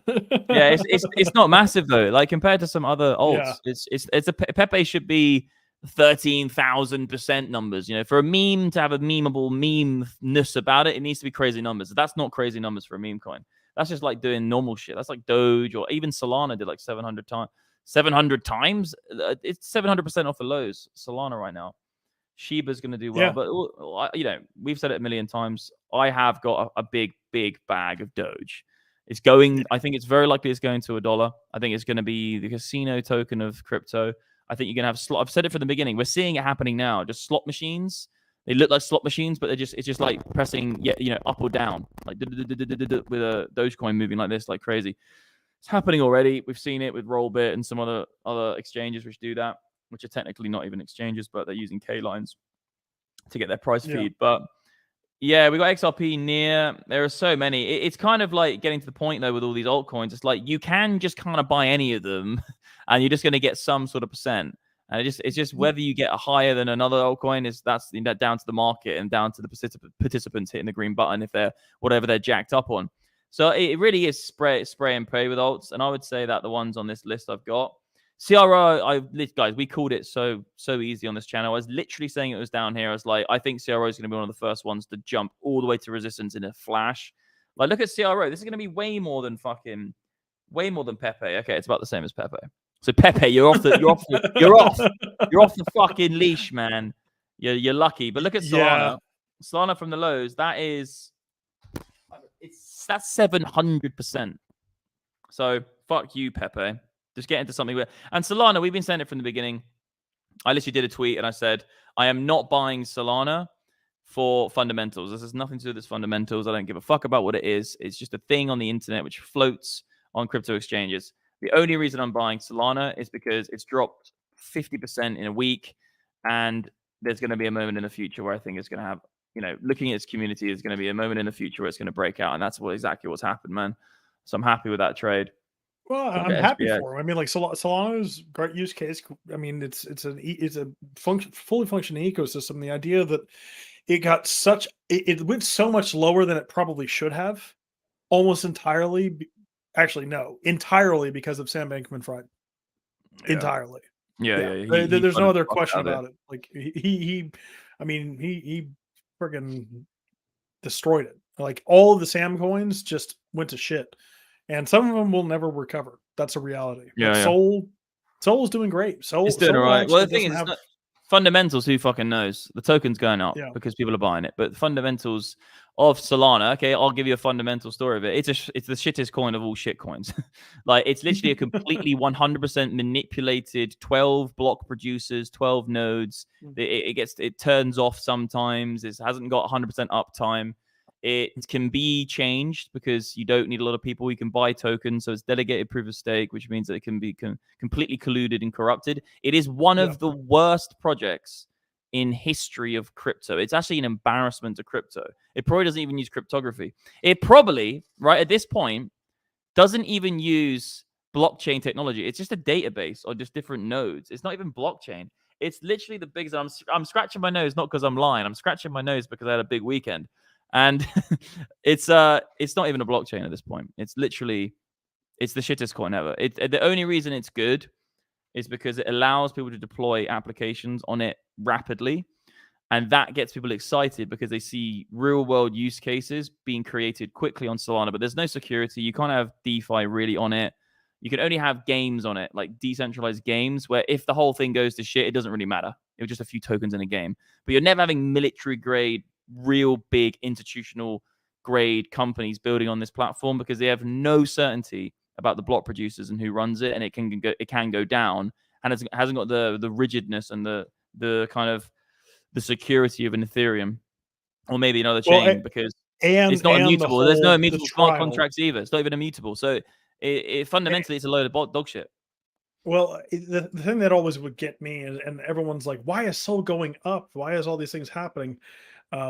Which I think is just hilarious. Like, well, in the trial, they said that they were turning Sol off so that they could manipulate the market, which they were. But at the same time, it's like that doesn't really matter. It's like the same people. It's the exact same people also who are saying stuff like, "Oh, I'm buying the stock because I believe in this company, and not because there's upside value in the stock." Like, a perfect example was Amazon. Amazon, like back in the day, was like doing fucking terrible, and like reality is the internal metrics of the company were not being shown outwardly in the value of the stock. So the stock giantly shot up because why? I don't know. Probably because everybody friggin' uses Amazon. I use Amazon. You use Amazon. Everybody uses Amazon because it works. Yeah, it's profitable. It works. And that's an investment. That's the difference between an investment and a trade. Like the only reason I bought Sol when FTX collapsed was just purely on the premise of what I said before. If you do an analysis and you look at if something drops more than between 40 and 50% in less than a week, do the analysis on where your market is or how much money you make within 6 months. And it's very, very good numbers. And also, it's got a fat community. It's quite likely he's going to break out. But yeah, in terms of its fundamentals, like it will probably do really well. Okay. it doesn't, because the thing is about Solana, it might have a escape velocity where it's hit its maximum speed, and everyone's kind of like, we're just going to build on this, whatever happens, and then we'll work on it later. So it might have hit their max speed where it's like, okay, look, let's just work on Solana. We'll worry about the tech later. And that might be the case. That's what the internet was like. You know, TCP and HTML, these weren't perfect at the beginning. We use them today because everyone was like, look, let's just run with it and we'll make it better later. And that's what we did. Now we have HTML plus, and it's, you know, secure and all this SSD and SSL. So that all came later. It didn't come out perfect. Even the internet didn't come out perfect. That came further down the line. But with Solana, it might have broken through that, where it's like, hey, we're just going to build it and worry about the tech later. Because right now, essentially, it can only be good for like kind of games which don't really mean anything, or games that are, or things on the internet, or things on Solana which will be built on Solana's blockchain, which need high, fast throughput with low latency, which aren't really that valuable. But you can't have something really big on it yet. It's almost like a speed chain on top of an ETH. So you have your token on ETH and you use Solana to do the transactions. That would be a good example of what it could do. But yeah, fundamentally, they might do okay, but it's not very good. You know, there's a lot of other chains doing that. There's a lot of competition. We've got a long time for that space to evolve. The one thing you know about Ethereum is that it's very unlikely someone is going to be able to emulate the security of Ethereum, because Ethereum is, okay, they did go to proof of stake, which is a load of bollocks, but it's still been running the longest amount of time. Like, people, why don't we talk about that? Because that pissed me the fuck off. Like, honestly, exactly. like proof over proof of stake, like that is completely blowing out the entirety of like why would they do that? Like you've taken the potential of the coin and you've destroyed it from like all the value of it is fucked. It's because what happens is it's the same thing as when people start finding problems that don't exist because they're uneducated. And what they're doing is they're looking at other chains and they're like, oh, but they're really fast. Like, you know, Solana and AVAX and EOS and Tron, they're all really fast. And they need, but to be a really good blockchain, because that one pumped the other day, because they're looking at price and taking down the fundamentals, they're saying, well, what we need to do is we need to make Ethereum faster. Like, we can't have it slow. Like, that's stupid. Like, that's pumping. We're not pumping. Let's make it faster. But they're kind of making issues which aren't even, that's not the value proposition of Ethereum. Ethereum is allowed to be slow. Like Bitcoin's allowed to be slow because it secures itself. It's more secure. And proof of work is ultimately being proven as the most secure blockchain in all of cryptocurrency. It's called Bitcoin. But they went and did it because they were just looking around. They wanted to do ZF snarks, whatever it is, and do this weird called sharding. It sounds like you're sharting. You know, I've sharted before and it's not that pretty. Why are they trying to build that into fucking Ethereum? Doesn't make any sense. So like, it's people, especially Vitalik as well. You don't need to overkill this. Like, the only thing Ethereum needs to do is be the gatekeeper to the shitcoin factory. And you need to write an accounting. You need to say, I'm going to run a smart contract. It can never be changed. And that's my shitcoin. And that is the value, because then you know that your shitcoin or your altcoin or wherever it is as secure as the Ethereum blockchain itself. It's the second longest, it's one of the longest, not the second, but it's one of the longest standing blockchains, which was proof of work. Now it's proof of stake, which they fucked it. The issue is proof of stake is that also you create a situation with the Pareto principle, where now people can use monetary gain to control the network. And that is a real big problem, because at least with mining, there's a protocol which says you have to spend a certain amount of electricity, which means you have to travel around the world to find that electricity, which creates a more rigid market, because all around the world there's lots of more traveling, there's much more individuals, and also there's a hard cap through the SHA 256 mechanism to get a reward if you expend electricity. So like, that's why Bitcoin can't be attacked by quantum, because a quantum computer still can't expend electricity. You need a hydroelectric dam that creates security. But with ETH now, you haven't got that, because you can just buy a shitload of tokens and start voting with it. Like, bruh, that's dangerous shit. That's what's really scary is that like that's probably going to happen too. Like, imagine that. Imagine the big ones getting involved, and like all of a sudden, like ETH goes to 5K, and nobody understands why. Even though like on exchange supplies are extremely low, they're at like low points we haven't seen in years. But you could entirely take over that entire network 100%. Just by accumulation. 100%. And that's a point of failure. Like, it's a point of failure. So like, now Ethereum lost its value proposition because some people thought that they were cleverer or smarter than its underlying code. And that was even the developer himself. Vitalik even said it. He was like, we need to speed up transactions. But that's such a limited view. That's not why this thing's valuable. The transactions can be sped up by a third chain, a second layer solution. It could have been Ethereum, your tokens on Ethereum, and then you have the immutability and the security of the Ethereum blockchain. And then you just designate a proportion of your application to Solana to do the transactions. So you have a less secure network. It's the same as gold in cash. It's the same as you have gold in a bank. It's heavy and it's hard to move. What you do is you use a second layer solution called pieces of paper, dollars as receipts. That's scaling gold. It's just more easy to move dollars. Except we don't actually have. we haven't even got a gold standard. So I'm saying that was what it was before. Now we're living in Fugazi land where everyone's running around with receipts with nothing backing it. It's like, fucking bizarre. What's your dollar? It's bizarre, bro. Bitcoin's just speculative. There's a really great scene in that series Billions, which if you guys haven't seen it, it's a fun ass show, and it's a little bit over the top, but a lot of the stuff that goes on in there is pretty similar to like what you see in like high end like prop firms and funds like that really go crazy and ham, because the amount of money you make in those things are it's just insane. But yeah, there's like that point where two guys get caught because they killed a small town's power supply by mining cryptocurrency, and they get some big shot district attorney like, what? It's like, well, why Bitcoin? It's like, well, why the dollar? And it's like, well, the dollar is, it's like, it's not backed by gold. No, it's like, well, what about the infrastructure of the country? And It's like it's all speculative. It's all the value whole that it's worth. Speculation is a word people use who don't have they haven't got the knowledge about what the asset class is, and they need something to describe why it's moving. Because it's people who don't understand the fact that the market is the market and the market is the truth. They're like, no, but it's all speculative, so it's fake. It's like, well, people are buying it for a reason. Whatever reason they have, they buy it because they're buying it, and the market is showing you, but the price is rising, so more people are adopting it. So it's just a word, but it's a speculative asset. Everything is speculative. Like literally walking into a shop and buying a vape, you're just speculating on what the fucking vape is, if it's a good price and part of this vape, or is this vape worse than that vape? You're speculating on what the best vape is for your purchase. Like you're speculating on a house, you buy it, or maybe it'll go up this year. Like you speculate on everything you buy. You speculate on your laptop. Will it retain its value longer than this laptop? I literally buy a laptop and I'm like, I'll buy an Apple laptop. And I'm speculating on it because I'm going to buy it, but maybe it retaining its value more than this laptop. Everything's speculation. It's just a load of bollocks. Like things get bought because people want to buy them. If you look onto a chart, it's telling you the reality of the story. If the buyers are outpacing the sellers, there's demand, and that means that the thing is liked for whatever reason. And you could be for one reason, someone could be for another, but the market is fucking doing its fucking shit. And just don't. Oh, but it's speculative and it's dodgy and it's volatile. Great. It's going up because people like it.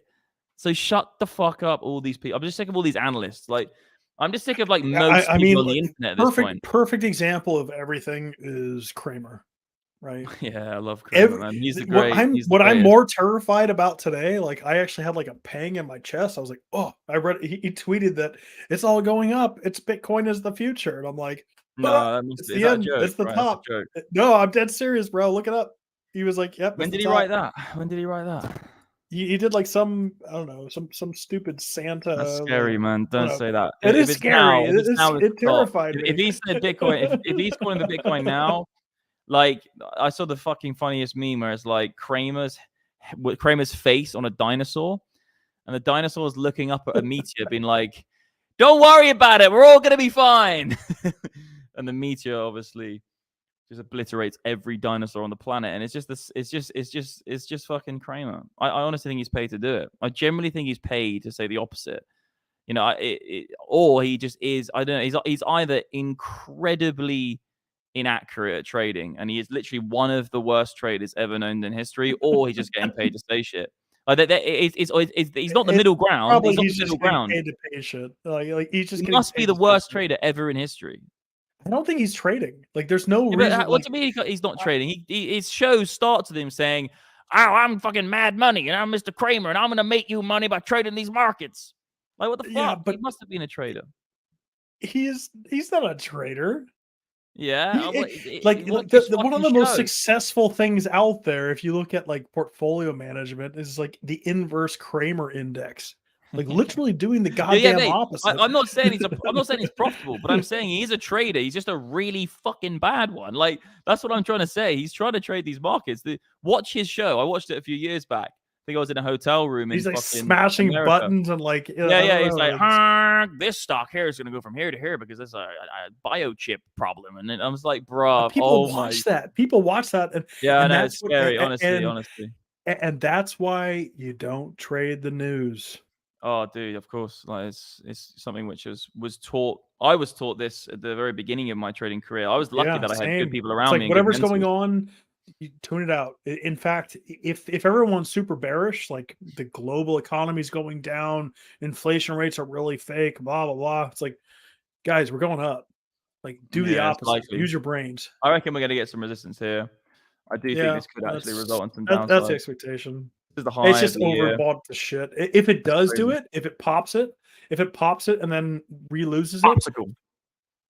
No, if it pops it, if it pops it, man, you sound like Cramer right now. If it pops the upside, man, we get fucking popsicle. Yeah, if it pops the top and then loses it, well, actually, like if it holds it, it's fine. If you get a deviation of it, I think you're coming back in. Yeah. If you get a deviation outside, I think that's like okay. Everyone's like, oh my god, yeah, deviate. And then we do something like this and probably carve out some shit like that. Dude, if it does that, honestly, I think it'll bear div on like the daily and stuff like that. Yeah, well, I'm on the hourly right now. Let's have a look on daily divs. I actually called a really nice bullish div on the SPX. I shall go daily divs. Yeah, we're gonna get for the win. Yeah, so you were watching the group. I was buying down the old SPX. I actually had a short which didn't play out the way I would like to have, which was the opposite way. But I would say, look, on SPX, this level here, down here, I was buying it like crazy. You guys all know that from the group, the VIP, my VIP traders group. But I actually, this here was the one. This is right there, a beautiful bullish divergence. And I actually wrote on my chart, I was like, incoming bullish divergence before we had the green dot. And like, yo, literally beautiful bullish divergence. I was buying here at support, beautiful support in here with the deviation on it, SR. And this was the best trade. I took profit at the high, so I took profit here. That was the best SPX trade I've had in pretty much ever I can think of. But I would say COVID was good, but it definitely this year, if not 100% last year. So that was the best SPX trade. That was the fastest move I've pretty much ever seen, except for maybe COVID and a few other instances. But COVID was fast, but like that was one of the fastest moves I've ever seen on SPX. I don't know if someone could probably do some people could probably go and look at the actual data on this and say, you know, what's the percent gain in the shortest amount of days? But you're only looking at less than a week, and it did 7%.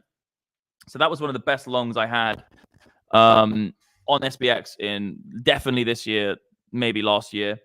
But I was saying, look, we're at resistance now. I would say maybe we're going to come down to the golden pocket on this, but we just didn't see resistance. So I took profit. I flipped into a short. Only a small position in my VIP group. I did say my conviction isn't high, so I haven't got a huge position on, but it was a stopped out trade. But I was thinking maybe we come back into here and then we get it. Maybe some sort of 618 retracement because of that speed. But yo, the market didn't give a fuck. It just blasted through everything. I know a lot of analysts, traditional analysts who are actually, some people even I respect, who are older than me and been trading for maybe 20 years longer than me. And they were saying that when we were coming down here, they were like, there's no chance. There's no chance we're getting back above this level. It's up now. It's a lower high. We're breaking down and we're going lower. Like a lot of analysts who I know, and they're the old school ones I know.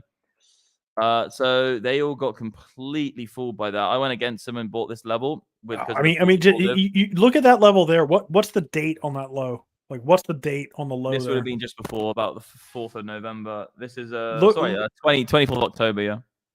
Look at the dollar currency index. Yeah, it's going to be bang on, isn't it? Exactly on that point. Yeah, up here, bang. Up here. Let me have a look on the 24th of October. So 24th of October is this date here. So that's pretty much perfect. Yeah. I still have a hunch that we're going to come higher on Dixie first. I still have a hunch we're going to come higher on it.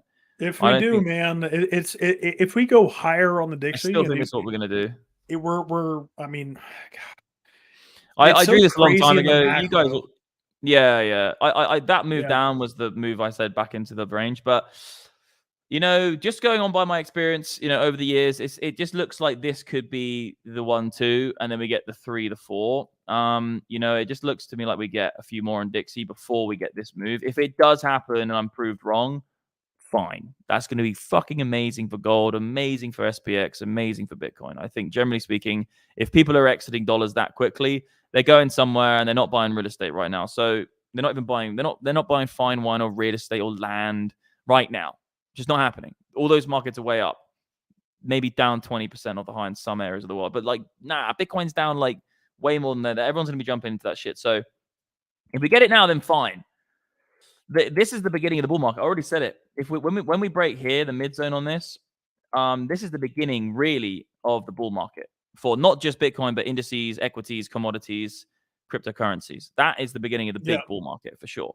That was the bull market, bear market. That was the bull market, bear market. This is the fucking bull market starting big time. And if you inverted it, let's have a look on the invert. Try and get rid of. I mean, everything. We're almost dead ass. We're kind of doing wave 1 on the dollar currency index of an expansion. We're kind of doing a 1 right now. Yeah, well, I think it could be a 1. I think this could be the first wave out. We get 1. This could be an ABC correction. Well, the ABC was at the low. The C was the low. 1, 2, look at 3. Maybe, but again, like we've said before in our analysis, you've got to be careful with this whole picking your points with this whole fucking Elliott wave. Elliott wave is context on a higher time frame for me, but I would say that maybe there's no pullback along here. So that's the first move. This is either the second, or we just get some sort of complete dead cat bounce. That would be essentially back down, dead cat bounce, and continue. It just won't be what you've got. It's just, that's what a dead cat bounce is. It goes pretty significantly. It says nope, see on the flippers, and just continues. So, and that would be essentially what I'd be looking at, and that would be fucked for Dixie if it breaks here. Let's do how about we do a couple altcoins and then do a recap or some high time frame stuff. Let me just quickly finish on SPX. But yeah. So I'm saying this blasted through most people's expectations. Any logical trader would have taken a short as well. My long was amazing. I took profit about 7%. Best trade I've had this year. But look, that's a really injective move to the upside for SPX. And I do think, I can't see it then going all the way down like that. So this is coming back in at some point. This is probably going to do a Fibonacci retracement. It will have a cool off. Obviously, we know markets don't just do it forever, but it's probably coming around here somewhere at some point. It's likely going to come back in and fanny around and then scoop up, but it's going to be nice, and that's going to it's relieving quite a lot of pressure on crypto, because we do know that Bitcoin likes to trade like a fintech stock. Anyway, where are we? Which altcoins? Because the thing is about altcoins, I go through them, but I'm just everything looks the same. It's yes, buy the pullback. It's beginning the bull market. XRP, whatever. Yes, it's just. I said actually on one of my last streams, around here would be a good buy. We did go a little bit deeper, but it's happened. We've got to move up to the upside. Ultra. This is Link. You're buying around here. I've already said that. Matic, one of the weaker altcoins, to be honest, and not very good all-time high in terms of the percent you can get from the all-time high. So Matic's going to do well, but it still broke its prior high. So you're buying into support if you can. The tech Polygon's solid. I have to say, Matic is probably going to do very well in the next run, as long as they don't fuck anything up. They can scale ETH. That's what I'm saying. At the end of the day, that's why ETH never needed to try and scale itself. They should just let Matic do it for them. It's fucking stupid. Anyway. Exactly. I think Doge is going to do well because Elon Musk loves it, and it's fucking Dogecoin, guys. It's going to $1. I don't give a fuck what you say. I've made a lot of money shorting Dogecoin, and I've made a lot of money shorting altcoins. I've made a lot of money shorting meme coins: Shiba, Doge, Pepe. But I still do think it's going to $1 up, and that's not because I own a horrendously big bag of the Doge, but I just think it is going to do it. Shiba as well. I am kind of interested, but again, it's just it hasn't got the life history of the old Doji, and I can't cheat on Dogecoin with Shiba. I feel bad. I'm just one of them guys. I think SHIB will still have a large move. Yeah, it will. It could even outpace it. SHIB could even do better than Doge, but I just don't want to cheat on Doge. I just love my Doge. He's my guy. I'm just yo, you've been around. Emotionally connected to 100%. 100%. When it comes to these fucking meme coins, I'll be emotionally attached if I want. It's a lot of bollocks anyway. Like, if I'm really going to make an informed decision about something, I'm going to not do that with. I'm not like, yes, I'm actually going to fundamentally invest in Shiba Inu and Dogecoin for the market. Yeah, No, Shiba Inu it's a replacement for Bitcoin. It's the replacement reserve currency of the world. It's like XRP. XRP is like, why don't we just use XRP as a dollar instead? Yes, No, let's use a fixed supply asset. I mean, a fucking. Anyway, let's use XRP that is controlled by banks that we were supposed to get away from. With like 100 block producers, all of them are banks. It has an unlimited creation of supply, so they can just do whatever they want. It can be changed. It's not immutable. You have no accountability about what happens with the block producers, and also you have no certainty because banks own it. Why would you even get involved with this? It makes me just cringe at these fucking morons. It's like the spot ETF thing that everyone's on. It's like great spot ETFs, awesome institutional adoption, but I think you have to be mentally ill to want to buy something else that gives you, like, you're not actually owning the Bitcoin. You buy something that gives you access to Bitcoin that someone else owns. Yeah, you just buy an exchange traded fund through Vanguard or BlackRock. Like, they've got it. You technically could eventually get it because, you know, you could say, I want to sell my ETF and then go and buy it spot of somebody else and have that gain from it. You know, it's not a Brinks or a Fort Knox though. You know, you can't say to Brinks, you can buy gold with Brinks and then say, can you send me the gold? And they're like, okay, yeah, it'll cost you this. We'll send you the gold. You can't do that with BlackRock. Very unlikely you're going to be like, you buy Bitcoin through BlackRock and then you say, can you send me the Bitcoin? They're like, no, sorry, you got to do this process. Sell here. Here's your gains. Here's your money. Go and flip it here. And then they'll probably have they'll feed you through a referral system to an exchange, which they partner with and all this crap. And then they get their little dividend for it. They get their money either way. Yeah, they get it the other way. But mate, look at this chart. XRP. Where's that's XRP's life. Up, down to zero, up, down to zero, slightly higher than zero. Like, that's the whole chart. Like, and people are like, that's going to replace the world's currency with no fucking ETF. And then you look at Bitcoin, you're like, that's not even a long-term chart. Look how much this has grown. You're not even on log, you pleb. Get on log. I know. Everyone's like these log people. I used to be a log person, but I'm just like, yes, whatever. But yeah, look at the growth. Amazing. Oh, now you can see it. But you can see it like that as well. Just use your brains, non-loggers. Use your brains. Look, it's still there. You can still see it.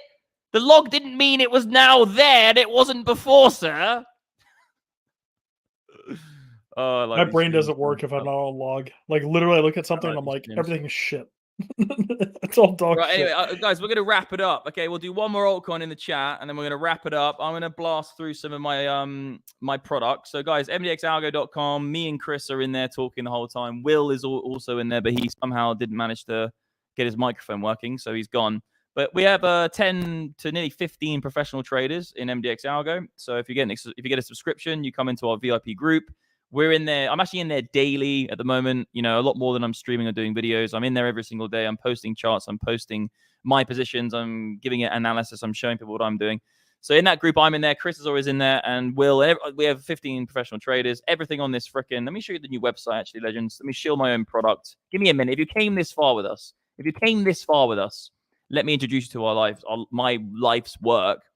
So access to one-on-one mentoring if you want it. You can connect with Pro Traders 15, and you get also 15 Pro indicators. The list goes on, guys. Just screenshot this. This is all the things you get. Hundreds of hours of academy. You get our basically state-of-the-art TradingView indicators as well, which we developed for years. And MDX Algo, guys, you get a subscription. It's like $69 a month. We haven't even increased the price. To anyone who's ever bought it, we've never increased the price on them. We've always kept it the same. Inflation, you know, cost of living, we keep it the same. So we've kept it at about 59. This is with a referral link. So if you use the code MDX35, if you use that code, if you use it here, mine's already been applied, you will get 35% off as well. So that's just something you can get for a discount, MDX35. And yeah, it's an incredible product, guys. It's my life work, and it's growing massively. Thanks to everybody who's in there. In the chat, there'll probably a lot of people who already be in there, just like blasting away. But yeah, it's really moving forward. We've just partnered with we actually partnered up with Trendmaster, which is Chris was a part of, and it's amazing. We got like 15 new indicators in there, so check out that, guys. Also the trading bot as well. So we just partnered up with, well, it's hardly a partnership, it's more like a coalition. It's a merge, actually, I would say, with Bingx. So the link is below, guys, to Bingx. If you sign up, you will get access to the MDX Trading Bot. This has been only live for a couple of weeks. Don't know why my internet's so slow right now. But you can see there's people who are making thousands of dollars already. What's happened to my internet? I don't know. Maybe my internet's died. Guys, can you still hear me? Yeah, I can hear me. Yeah, so here you can see already. This is actually a bit of a shock to me as well because it's a medium to long-term swing bot. It's only been live for a few weeks. It's because the market is obviously being, that's why I always think swing trading is better than range trading, just because with swing trading you do have new money coming in a lot of the time. So that is an expansion essentially of the books, which means you can actually make money off that. But you can see people are already making thousands of dollars with my trading bot, guys. This is the MDX Trading Bot on Bingx. You need to use the link in the description. There is a instructions as well. So use my link to sign up, the referral link. Then you will then have an account with Bingx. You then type in into copy trading. You type in MDX like that. You click search. You will find the trading bot here. If it loads, you can see everything and all the people. And then you can see that everyone collectively right now, people are up like $2,300 so far. I don't know if there's that many people even following it. I think we've only got like 50 to 60, 76 followers right now. So yeah, it's really, really great, guys. You've got to use the link below to get access with Bingx, and then you can use the trading bot. You can also use it on Bybit as well. But the only difference with Bybit is that you do need to have a KYC account, okay, KYC and all that crap. But you can go on Bybit as well and type in MDX algo, but I would recommend using Bingx. So the link's below, guys. Bingx. Get a Bybit account if you want as well. All the links are below. I'm doing my spiel, and then yeah, check it out, guys, because the more people who use it, the more it will grow, etc. So we've got a few more altcoins in here. Sol, we did Sol like 1 billion times, Kenny. Where have you been, bro? I've literally been sitting on Sol's fucking Wangerland. I've been literally bouncing off Sol, like having a good weekend in a freaking whorehouse. Like, where have you been? Where have you been, brother? A bunch of people asking for SMT as well. SMT, yeah, we could look at SMT quickly. SMT is even on. Is it on TradingView or is it on Dex? Like I've used. Yeah, there is actually one on TradingView. I've had it before. Oh no, it's on Dex Tools, isn't it? It's on fucking Dex Tools. Oh yeah, Avalanche. Yeah, okay, let's have a look. I think it is mooning at the moment at Swarm Markets. In terms of like, guys, I want to be real clear on this. Like, in terms of this chart, it's out of the spikes, etc. It's only still $4 million, so it's not a tradable asset in my opinion. I've just invested in it. I do think it's going to do well if they can realize their vision. And these guys, who I know the team, Timo and the guy from Germany, yeah. If they can realize their vision with this whole passport to DEXs, and they can have it so you can buy Tesla stock and put it in your wallet, it'll probably. Dude, it's already live. It's already live. No, I know it is. I literally did it like the other day. Like I've been actually trading markets using that and using DeFi. It's freaking. It's really, really fast. It's fast. I'm just saying, look, if they can get that to a place where it has mass market adoption, then it's great. It's gonna be difficult because there are other solutions, but I'm saying like I should do another video on it. Just check it out, guys. Go on Swarm Markets. I've spoken about it many times. I actually have bought Tesla stock on it.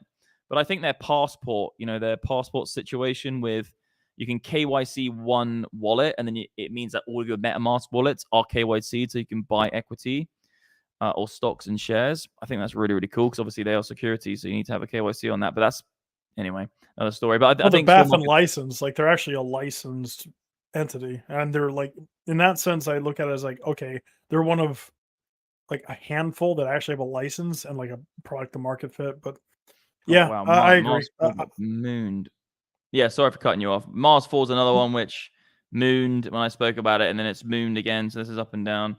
Let's have a think of some absolute crazy ones. I have a little watch list somewhere. Let's have a look at some. Where's my little? They've changed everything, haven't they? They're like, oh yeah, now we change everything. It's sexy now. Look at it.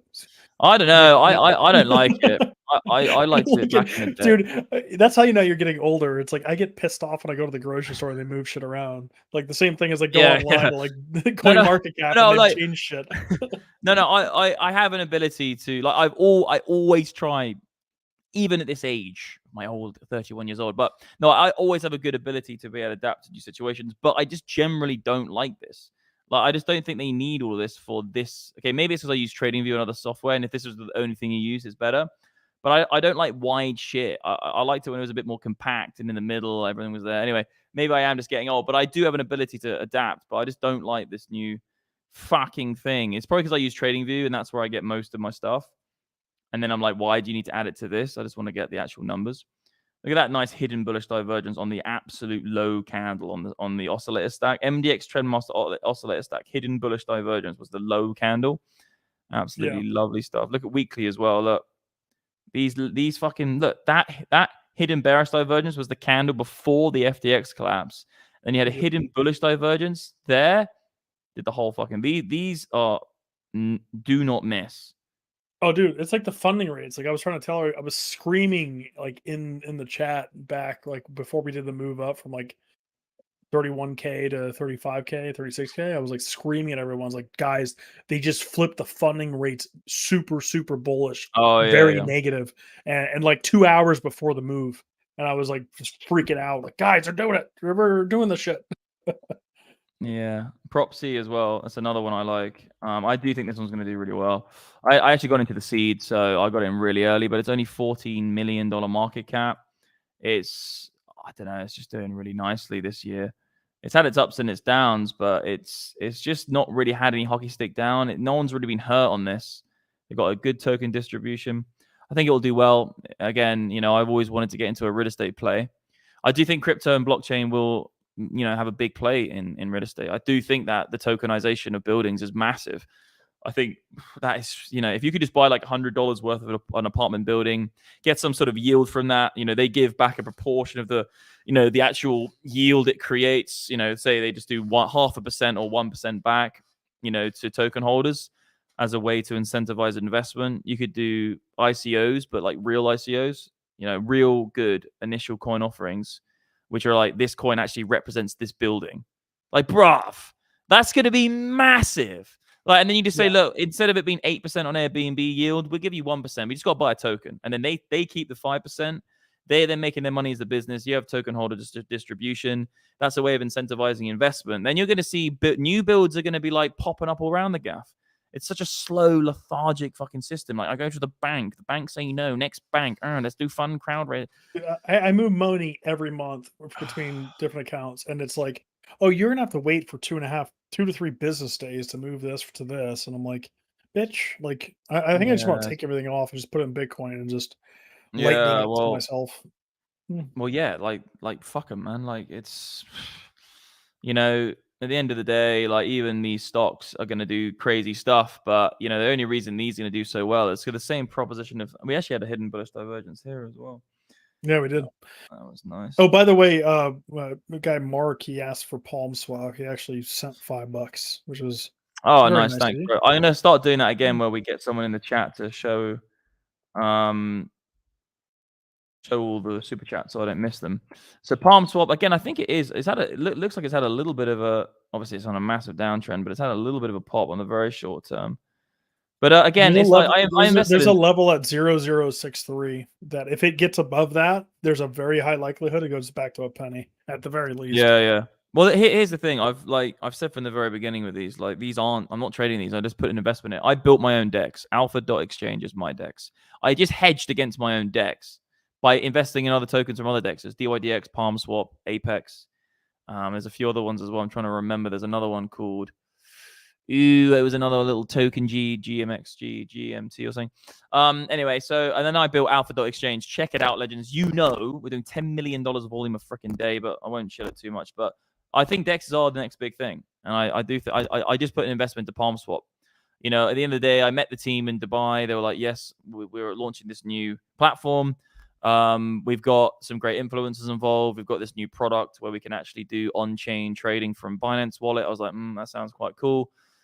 You know, got involved, understood the product, invested in it, and now we're here today. So I don't know if it's going to be the next big fucking DEX.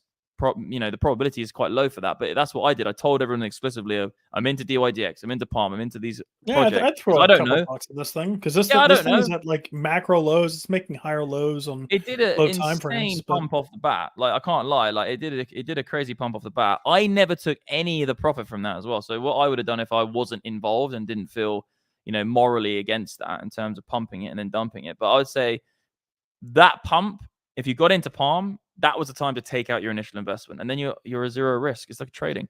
So I haven't sold any of it. I'm just holding on to it for dear life. But you know, if it comes out of nowhere with a big partnership or some new tool in the DEX which helps people trade them, fine. But I built Alpha.exchange, guys. URL Alpha.exchange. Go to that URL. That's my DEX. Connect your wallet, trade. You can win $1,000 a month just by trading on the platform. Anyway, anytime anyone does a DEX now, I'm just going to be shilling my own DEX. It's like, yo, fuck that. Become an alpha. Don't become a palm swap. Put your palm out and swap it. Fuck that shit. Become an alpha on Alpha.exchange. You can win $1,000 every month for that, jeez. Anyway. What is the new shitcoin theme in the upcoming bull market? I don't know. Just they'll pump and dump. There's going to be something happen. No one ever knows what the next narrative is going to be. It's just they just come. The AI narrative happened. We had other narratives. We've had fucking I remember we had the weird. What other narratives? I'm trying to remember another narrative. We've had so many weird narratives popping out of the place. Yeah, I mean, with meme coins, it's dealer's choice. It's Visa completely and utterly. Yeah, Visa. I think Sol's going to do probably mid 70s, 80. I think at the very least, and very likely if they survive as an ecosystem, they will do new all-time highs. Not that all altcoins will, but some will. That's weird how that happens. It moves. Guys, great stream though. We've got 250 people in there. Yeah, great to have you on, Chris. We'll do this weekly, but I'm just saying it's good to see everybody here. Slam a like on this video. Go and get a Bingx account. Go and get a Bybit account. Go and check out all of the other stuff in the description, like Alpha.exchange. All the links, etc. And get MDX Algo because that's you can come chat with me and Chris 24/7 in there basically and chat about altcoins, chat about stuff. And we have a great group. I wish I could show it on the screen, but we have this weird StreamYard thing up. But hit the like button on the way out, guys. Put a comment on it, and we'll be here every single week. This week was late because I had just crazy fucking weekend. Got way too drunk. We forgot to do that. Gun to your head. Where's it going? Oh, so in terms of the itty bitty, yeah? Yeah. I did it at the beginning. I said we put a gun to my head. I'd say we go up. Let me just find my chart Arunientes. Went on fucking Twitter for some reason. So weekly, you don't want to bet against that. Daily, looking pretty injective off that into the high. It's gone the 4 hour. Hasn't broken any significant levels. You see this blue line here. That's the line in the sand for me, really, guys. It's not difficult. As long as we're above that line, it's continuation. We actually came down to it beautifully there and found it on support. And look, now it's really getting the auto charting tools indicator. So you click this, and this basically does all these lines for you. So you don't need to be able to chart. You just click one button. It has all the levels for you of where the next support levels are. And then I would say as long as we're above here, it's continuation. I actually do think on the very micro term, it comes lower back into here. I don't think it goes like that now. I think we'll find resistance on this. That's a very, very aggressive move. If you go on the hourly and you look at the momentum indicators, you're like, okay, well, how many times are you going to get that blasted out of the bands? This is hyper high. It might go up a little bit more, but I think we're getting close. So you can see if it goes up into this area, it's not like the timing of it. It just means like, okay, if then it starts coming down again, that's when it'll probably be like maybe to here and then it comes in. That's what you got to look out for these indicators. Really nice hidden bullish divergence down there. Every single green dot is just bang on. I love it. I'm loving these. The clearness of this is really, really nice for trading. Anyway, so I think on the micro term, this is a short. I don't think it might come up like this again, but I think probably we come in like that. And then we're looking for, are we going to hold this level? I think it's probably something like this, Legends, just to completely put it out there. And then we continue. And then if we do lose this level, line in the sand, really, really simple for me. Not even talking about Dixie, not even talking about the SPX. Whatever happens on those markets, who cares? If the level here gets lost, all of this is done for. I think actually it would look something like this. Probably back in, back up, lower high. Again, might get some sort of descending formation. If we break that, I really, really don't think it's going to stop until around here. It's going to be pretty rapid. We've got a lot of liquidity building up below us in terms of the liquidation. I actually think we get a bounce. Like, honestly, I think if we flush the long liquidity, I'm looking for the big bounce. And the big bounce, people will try to short. Which level? I'm looking at 32K for that bounce.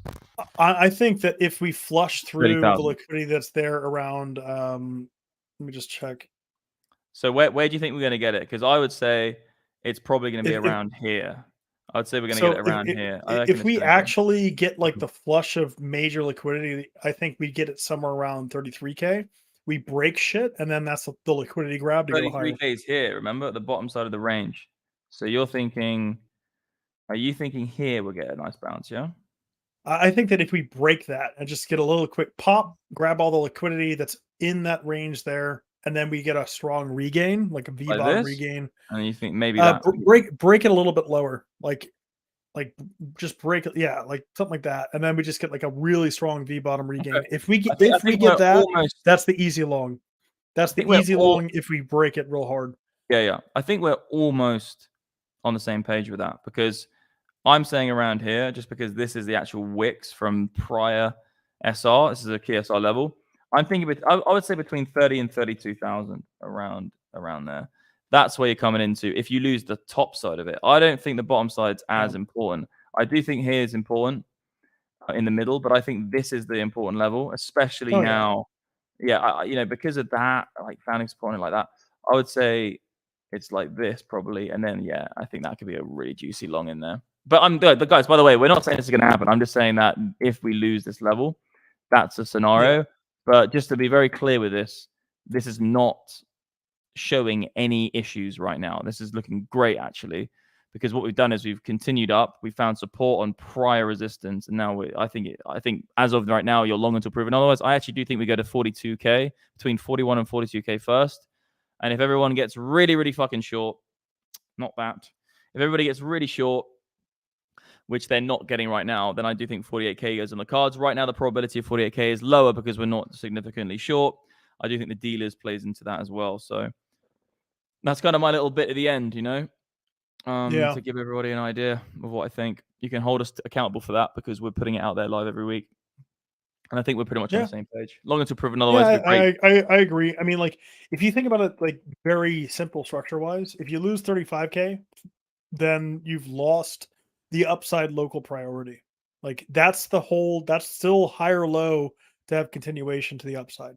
If you don't have that, right, and not like on like a little lick grab that regains it, but like you lose it and consolidate under and continue down, you're breaking structure to the downside. And it's not good for upside continuation. All right, legends, we should leave it there. That's an hour and 46 minutes. Great stream. Hit the like button on the way out. Hit all the links in the description. Go check out how to get the MDX Trading Bot and get mdxalgo.com. Go on mdxalgo.com. Friend. I love it. Yeah, the trend is your friend, baby. Anyway, guys, we'll see you on the next one next week. It'll actually just be Monday, so it's not a week from now, but we'll see you then and have a great evening. You're all legends. The trend is your friend. I will see you on the flippies. See you later, legends. Bye-bye. Peace out.